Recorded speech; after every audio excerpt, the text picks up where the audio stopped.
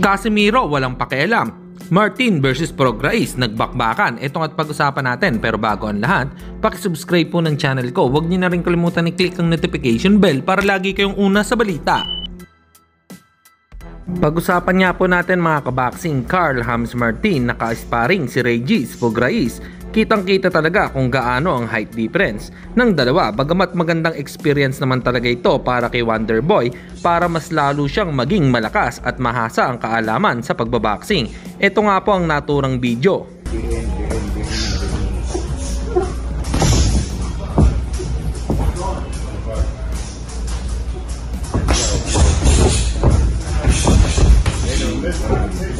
Ikutan mo.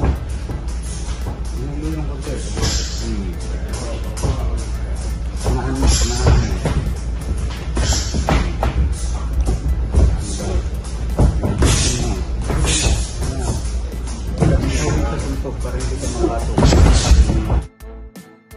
Samantalang ayon naman po sa MP President Sean Gibbons ay magbabalik sa ibabaw ng ring si Mexican star, former WBA Super Lightweight Champion Isaac Pitbull Cruz sa January 25 para sa undercard sa bakbakang David Benavides kontra David Morrell. Sisikapin ng MP Promotion sa tulong na din ni Sean Gibbons na makabalik si Pitbull Cruz sa world title contention.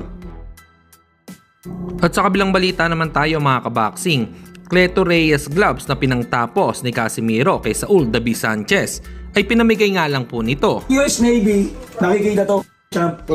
I-display ko to. Ito, hindi makapaniwala pa hanggang ngayon si Saul. Hindi makapaniwala. Natulog to si Raul Sanchez nito, hindi makapaniwala pa hanggang ngayon si Saul. First time niya. Pag yan binigay mo sa akin, champ, i-display ko to sa harap ng opisina. Lahat ng US Navy, nakikita to. Masaya to. Masaya to. Masaya to.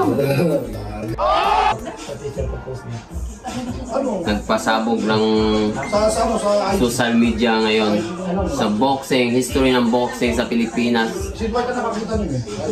Yan. Yan. Bagay ko sa'yo. Thank you.